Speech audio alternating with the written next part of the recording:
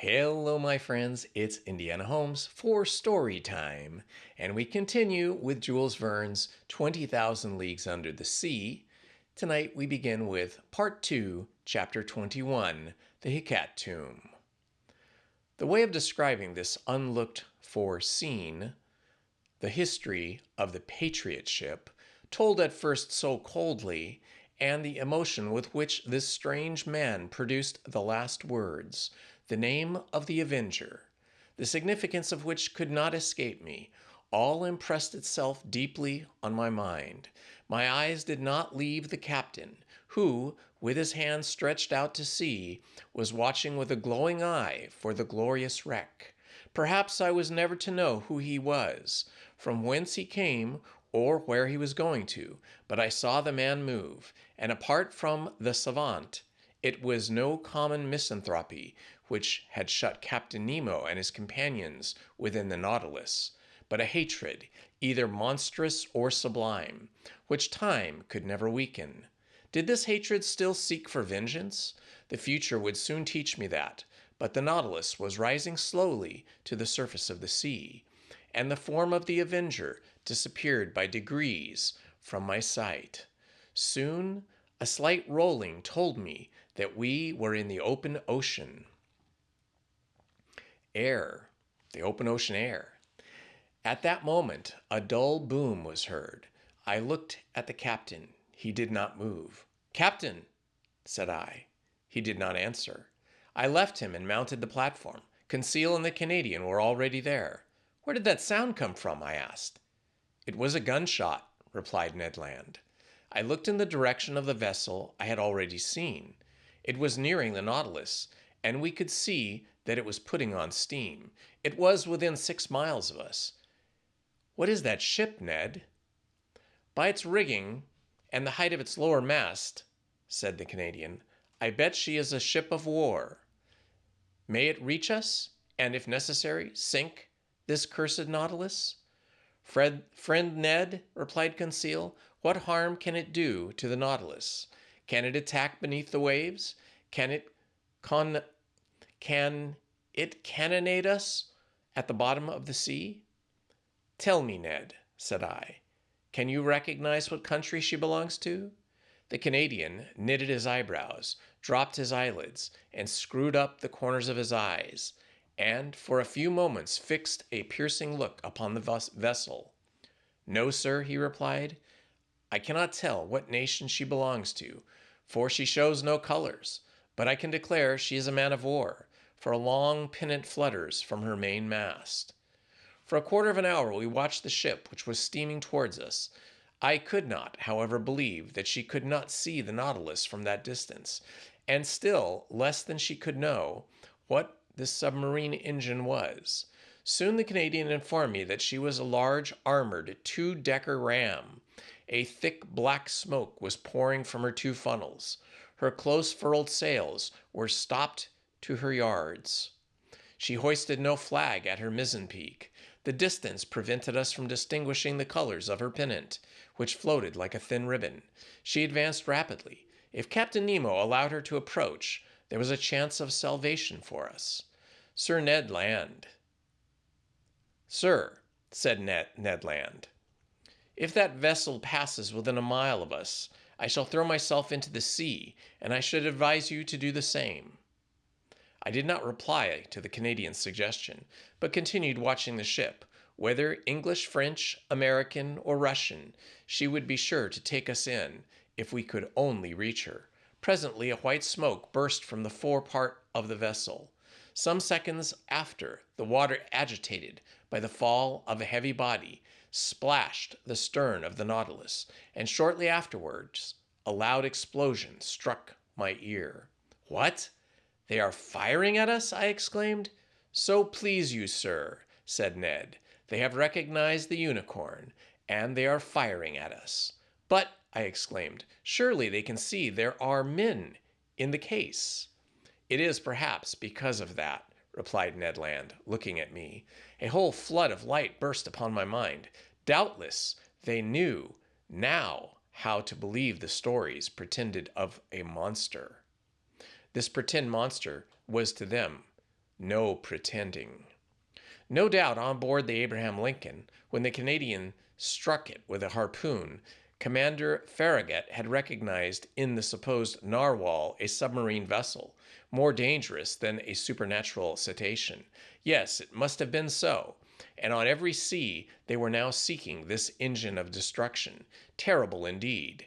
If, as we supposed, Captain Nemo employed the Nautilus in works of vengeance. On the night when we were imprisoned in that cell, in the midst of the Indian Ocean, had he not attacked some vessel? The man buried in the Coral Cemetery, had he not been a victim to the shock caused by the Nautilus? Yes, I repeat it, it must be so. One part of the mysterious existence of Captain Nemo has been unveiled, and if his identity had not been recognized, at least the nations united against him were no longer hunting a chimeral creature, but a man who had vowed a deadly hatred against them. All the formidable past rose before me.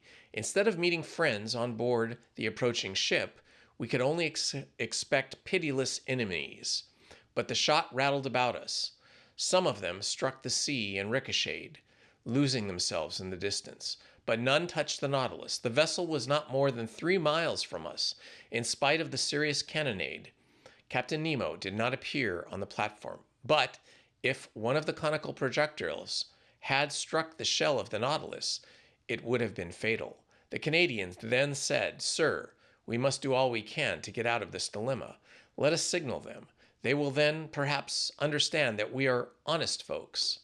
Ned Land took his handkerchief to wave in the air, but he had scarcely displayed it when he was struck down by an iron hand and fell in spite of his great strength upon the deck. "Fool!" exclaimed the captain. "Do you wish to be pierced by the spur of the Nautilus before it is hurled at this vessel?" Captain Nemo was terrible to hear. He was still more terrible to see. His face was deadly pale, with a spasm at his heart. For in an instant it must have ceased to beat. His pupils were fearfully contracted. He did not speak. He roared, as with his body thrown forward, he wrung the Canadian's shoulders. Then, leaving him and turning to the ship of the war, whose shot was still raining around him, he exclaimed with a powerful voice, "Ah, ship of an accursed nation, you know who I am. I do not want your colors to know you by. Look, and I will show you mine." And on the forepart of the platform, Captain Nemo unfurled a black flag, similar to the one he had placed at the South Pole. At that moment, a shot struck the shell of the Nautilus obliquely without piercing it, and, rebounding near the captain, was lost in the sea. He shrugged his shoulders and, addressing me, said shortly, "Go down. You and your companions, go down."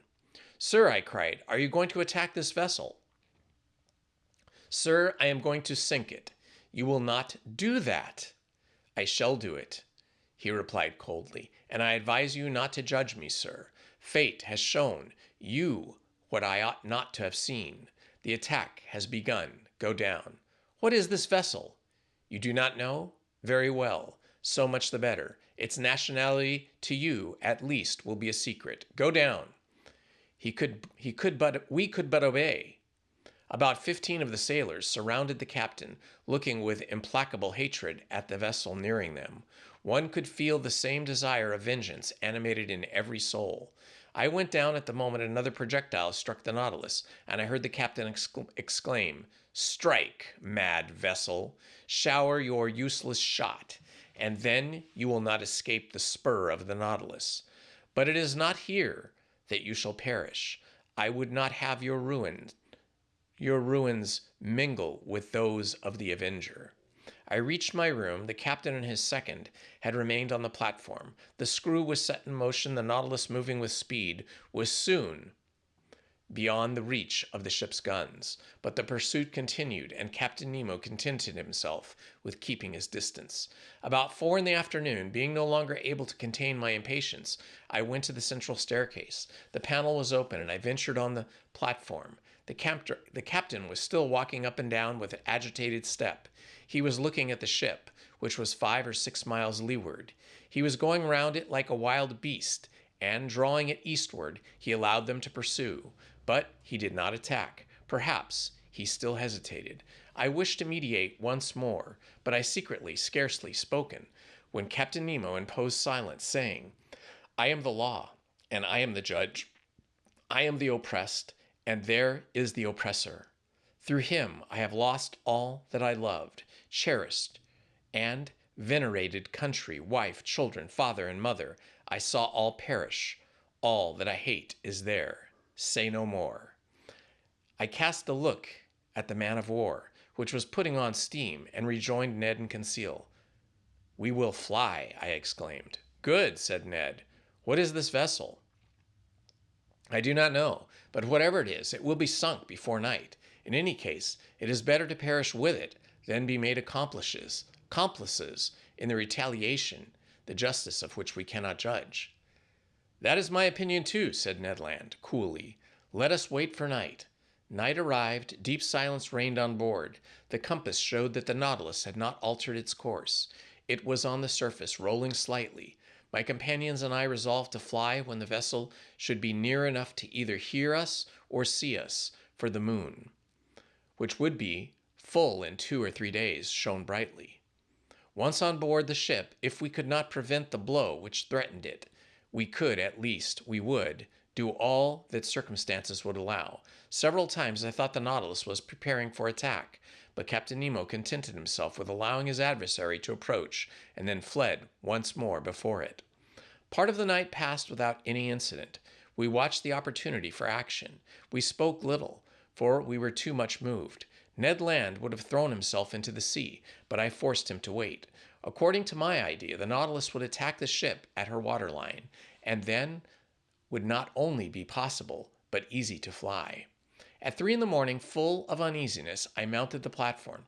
Captain Nemo had not left it. He was standing at the fore part near his flag, which a slight breeze displayed above his head. He did not take his eyes from the vessel. The intensity of his look seemed to attract and fascinate, and draw it onward more surely than if he had been towing it. The moon was then passing the meridian.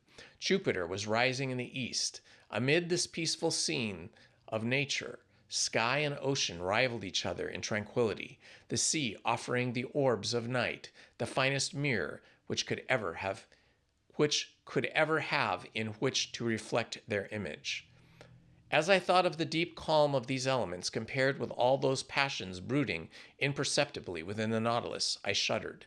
The vessel was within 2 miles of us. I was ever nearing the phosphorescent light, which showed the presence of the Nautilus. I could see its green and red lights, and its white lantern hanging from the large foremast. An indistinct vibration quivered through its rigging, showing that the furnaces were heated to the uttermost. Sheaves of sparks and red ashes flew from the funnels, shining in the atmosphere like stars. I remained thus until 6 in the morning, without Captain Nemo noticing me. The ship stood about 1.5 miles from us, and with the first dawn of day, the firing began afresh. The moment could not be far off when the Nautilus, attacking its adversary, my companions and myself, should forever leave this man. I was preparing to go down to remind them, when the second mounted the platform, accompanied by several sailors. Captain Nemo either did not want or would not see them. Some steps were taken which might be called the signal for action. They were very simple. The iron balustrade around the platform was lowered, and the lantern and pilot cages were pushed within the shell until they were flush with the deck. The long surface of the light cigar no longer offered a single point to check its maneuvers. A return to the saloon. The Nautilus still floated. Some streaks of light were flittering through the liquid beds. With the undulations of the waves, the windows were brightened by the red streaks of the rising sun, and this dreadful day of the 2nd of June had dawned. At 5 o'clock, the logs showed that the speed of the Nautilus was slackening, and I knew that it was allowing them to draw nearer and nearer. Besides, the reports were heard more distinctly, and the projectiles, laboring through the ambient water, were extinguished with a strange hissing noise. "My friends," said I, "the moment has come. One grasp of the hand, and may God protect us." Ned Land was resolute, Conseil calm, myself so nervous that I could not know how to contain myself. We all passed into the library, but the moment I pushed the door opening on the central staircase, I heard the upper panel close sharply. The Canadian rushed on to the stairs, but I stopped him. A well-known hissing noise told me that the water was running into our reservoirs, and in a few minutes the Nautilus was some yards beneath the surface of the waves. I understood the maneuver.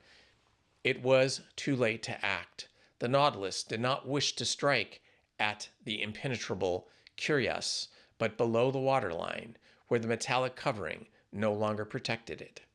We were again imprisoned, unwilling witnesses of the dreadful drama that was preparing. We had scarcely time to reflect. Taking refuge in my room, we looked at each other without speaking. A deep stupor had taken hold of my mind.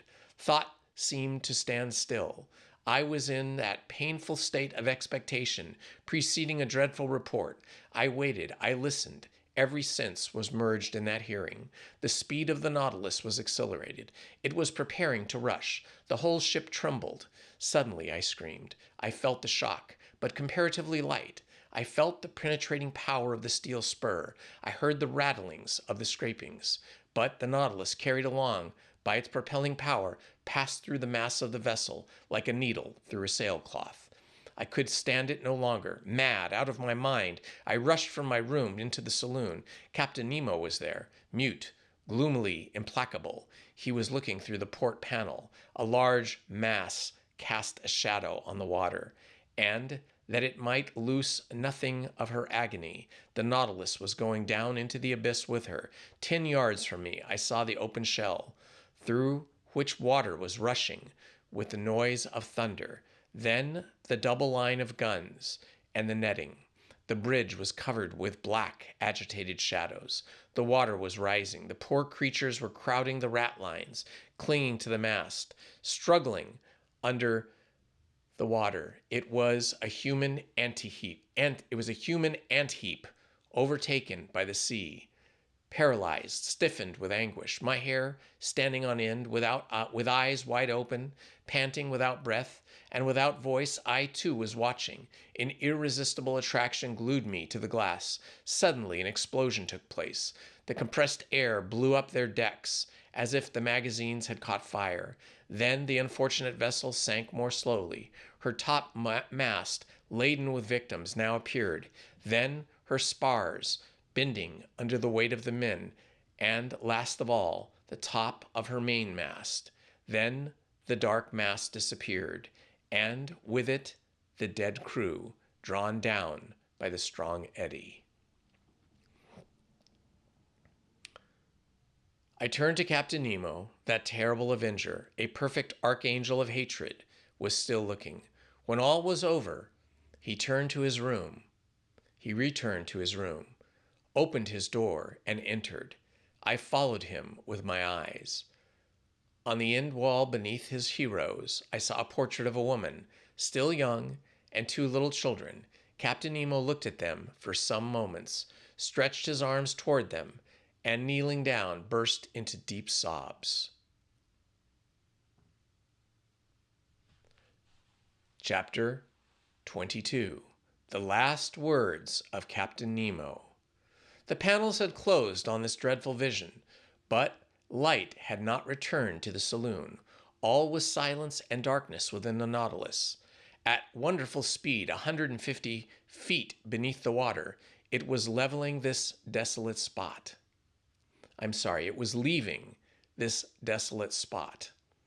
Whither was it going? To the north or south? Where was the main flying to after such a dreadful retaliation? I had returned to my room, where Ned and Conseil had remained silent enough. I felt an insurmountable horror for Captain Nemo. Whatever he had suffered at the hands of these men, he had no right to punish thus. He had made me, if not an accomplice, at least a witness of his vengeance. At 11, the electric light reappeared. I passed into the saloon. It was deserted. I consulted the different instruments. The Nautilus was flying northward at a rate of 25 miles an hour, now on the surface, and now 30 feet below it. On taking the bearings by the chart, I saw that we were passing the mouth of Mancle, and that our course was hurrying us towards the northern seas at a frightful speed. That night we had crossed 200 leagues of the Atlantic. The shadows fell, and the sea was covered with darkness. Until the rising of the moon, I went to my room, but could not sleep. I was troubled with a dreadful nightmare. The horrible scene of destruction was continually before my eyes. From that day, who could tell into what part of the North Atlantic basin the Nautilus would take us? Still with unaccountable speed, still in the midst of these northern fogs, would it touch at Spitzbergen or on the shores of North Zembla? Should we explore those unknown seas, the White Sea, the Sea of Kara, the Gulf of Obi, the archipelago of Lazarov, and the unknown coast of Asia? I could not say.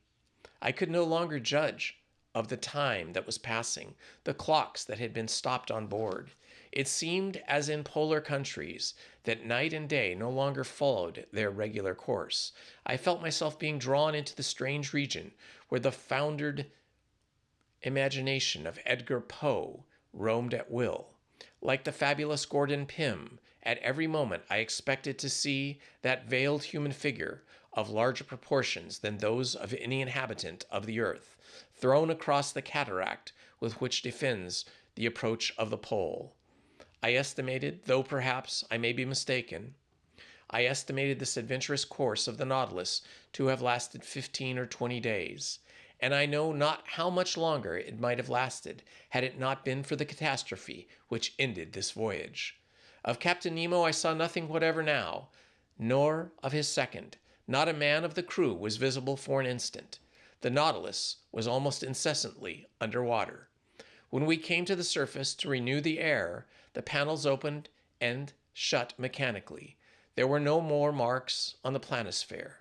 I knew not where we were, and the Canadian too, his strength and patience at an end, appeared no more. Conseil could not draw a word from him, and fearing that, in a dreadful fit of madness, he might kill himself, watched him with constant devotion. One morning, what date it was I could not say, I had fallen into a heavy sleep towards the early hours, a sleep both painful and unhealthy, when I suddenly awoke. Ned Land was leaning over me, saying in a low voice, "We are going to fly." I sat up. "When shall we go?" I asked. "Tonight." All inspection on board the Nautilus seemed to have ceased. All appeared to be stupefied. "You will be ready, sir?" "Yes, where are we?" "In sight of land. I took the reckoning this morning. In the fog, 20 miles to the east. What country is it?" "I do not know, but whatever it is, we will take refuge there." "Yes, Ned, yes. We will fly tonight, even if the sea should swallow us up." "The sea is bad, the wind is violent, but 20 miles in a light boat on the Nautilus does not frighten me.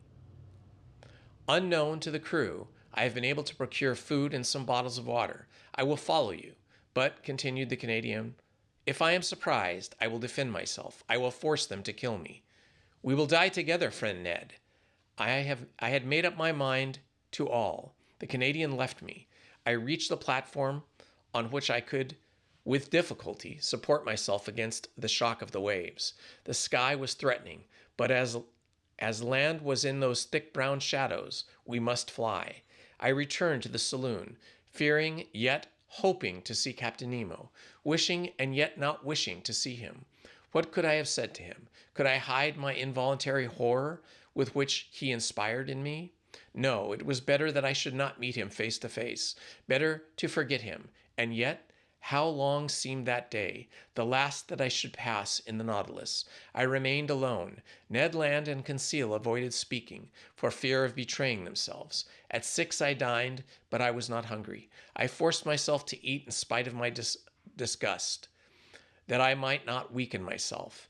At 6:30, Ned Land came to my room, saying, "We shall not see each other again before our departure. At 10, the moon will not be risen. We will profit by the darkness. Come to the boat, conceal, and I will wait for you. The Canadian went out without giving me time to answer. Wishing to verify the course of the Nautilus, I went to the saloon. We were running north-northeast at frightful speed, and more than 50 yards deep. I cast a last look on those wonderful wonders of nature, on the riches of art heaped up in this museum, upon the unrivaled collection destined to perish at the bottom of the sea with him who had formed it. I wished to fix an indelible impression of it in my mind. I remained an hour thus, bathed in the light of that luminous ceiling, and passing in review these treasures shining under their glasses. Then I returned to my room. I dressed myself in strong sea clothing. I collected my notes, placing them carefully about me, my heart beating louder. I could not check its pulsations. Certainly my trouble and agitation would have betrayed me to Captain Nemo's eyes. What was he doing at this moment? I listened at the door of his room. I heard steps. Captain Nemo was there. He had not gone to rest. At every moment I expected to see him appear and ask me why I wished to fly. I was constantly on alert. My imagination magnified everything. The impression became at last so poignant that I asked myself if it would not be better to go to the captain's room, see him face to face, and brave him with look and gesture. It was the inspiration of a madman. Fortunately, I resisted the desire and stretched myself on my bed to quiet my bodily agitation. My nerves were somewhat calmer, but in my excited brain I saw over and over again all my existence on board the Nautilus, every incident, either happy or unfortunate, which had happened since my disappearance from the Abraham Lincoln. The submarine hunt, the Torres Straits, the savages of Papua, the running ashore, the coral cemetery, the passage of Suez, the island of Santorin, the cetacean diver, Vigo Bay, Atlantis, the iceberg, the South Pole, the imprisonment in ice, the fight among the polyps, the storm of the Gulf Stream, the Avenger, and the horrible scene of the vessel sunk with all her crew. All these events passed before my eyes, like scenes in a drama. Then Captain Nemo seemed to grow enormously, his features to assume superhuman proportions. He was no longer my equal, but a man of the waters, the genie of the sea. It was then 9:30. I held my head between my hands to keep from bursting. I closed my eyes. I would not think any longer. There was another half hour to wait, another half hour of nightmare, which might drive me mad.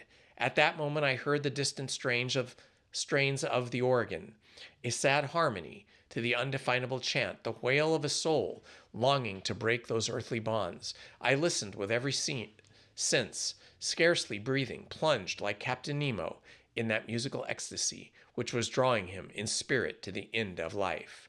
Then a sudden thought terrified me. Captain Nemo had left his room. He was in the saloon, which I must cross to fly.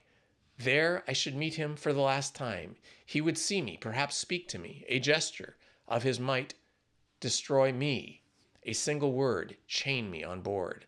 But 10 was about to strike. The moment had come for me to leave my room, and I joined my companions. And to join my companions, I must not hesitate. Even if Captain Nemo himself should rise before me, I opened my door carefully, and even then, as it turned on its hinges, it seemed to me to make a dreadful noise. Perhaps it only existed in my own imagination.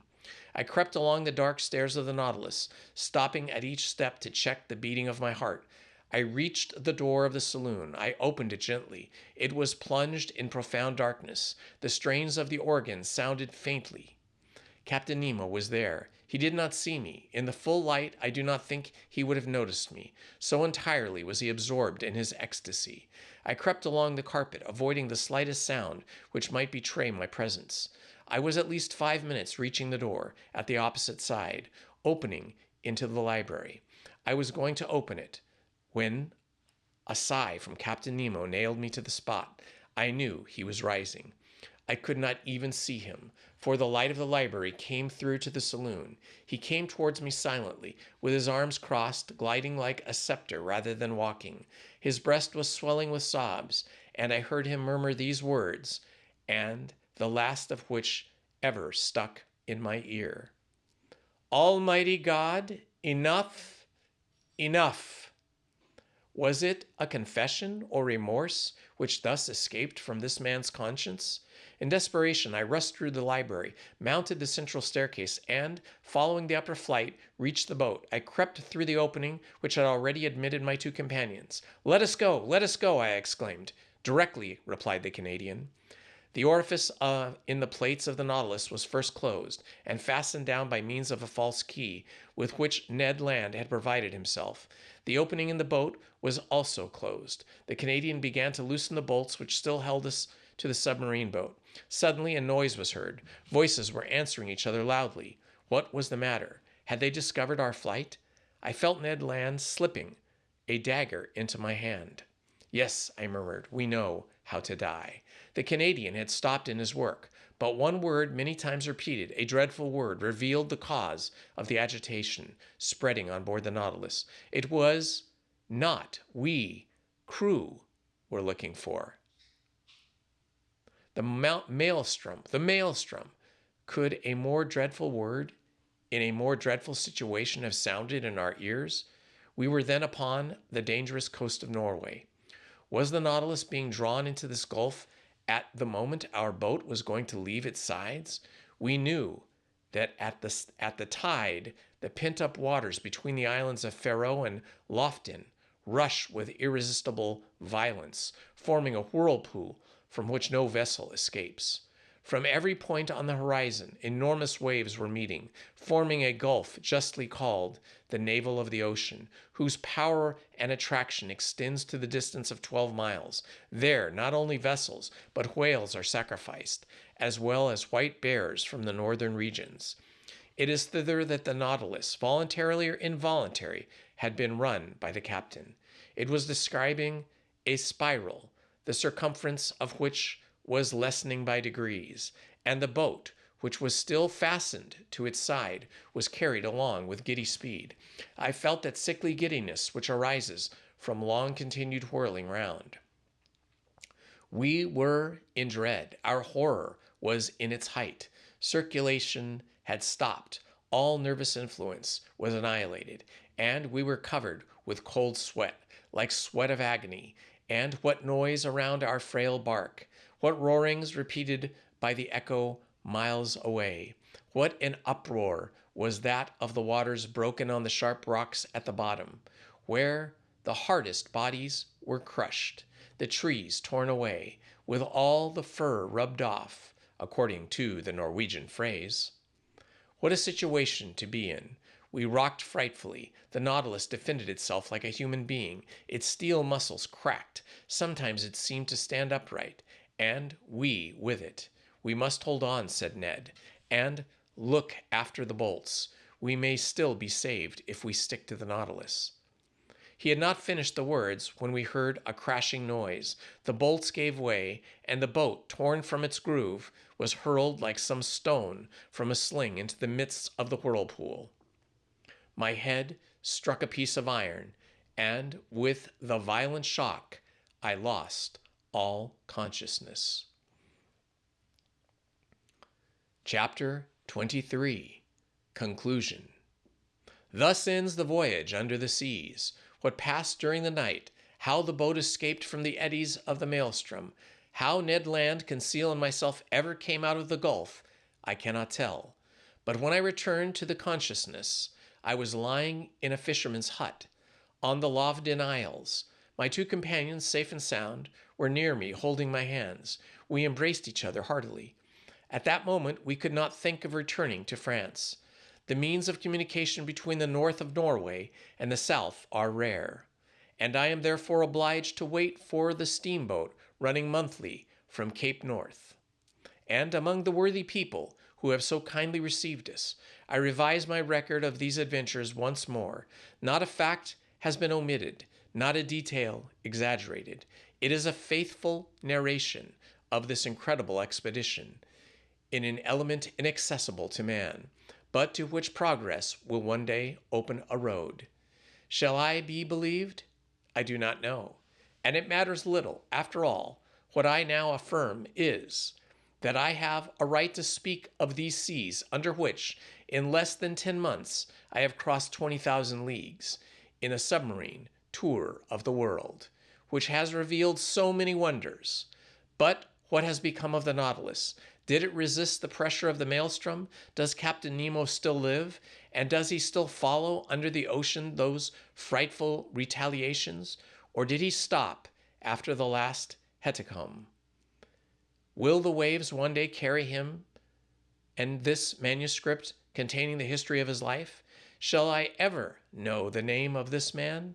Will the missing vessel tell us by its nationality what of Captain Nemo? I hope so. And I hope that his powerful vessel has conquered the sea at its most terrible gulf, and that the Nautilus has survived where so many other vessels has been lost.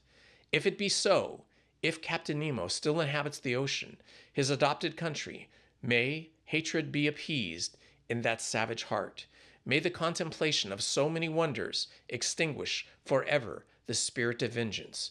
May the judge disappear and the philosopher continue the peaceful exploration of the sea. If this destiny be strange, it is also sublime. I have not understood it myself.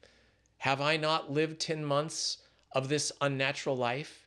And to the question asked by the Ecclesiastes 3,000 years ago, that which is far off and exceeding deep, who can find it out? 2 men alone of all now living have the right to give an answer: Captain Nemo and myself. And that, my friends, is the end of the Jules Verne's novel, 20,000 Leagues Under the Sea. What an adventure this voyage has been. I'm so glad I finally read this book from beginning to end. It has been quite a trip, filled with both highs and lows, both happiness and despair, and violence and sadness. But it is a very good and very interesting 19th century science fiction novel. I hope you guys are all as happy as I am to have experienced the words of Jules Verne in this novel. Well, that is all for this episode of Storytime with Indiana Homes. Next week on Monday, we shall continue, and I think I will be picking a Sherlock Holmes mystery. So join me again next Monday. Happy Friday evening to all of you, and have a great weekend. Bye-bye all. Love to all. Please hit the like button, subscribe, and hit the notifications button. Thank you very much.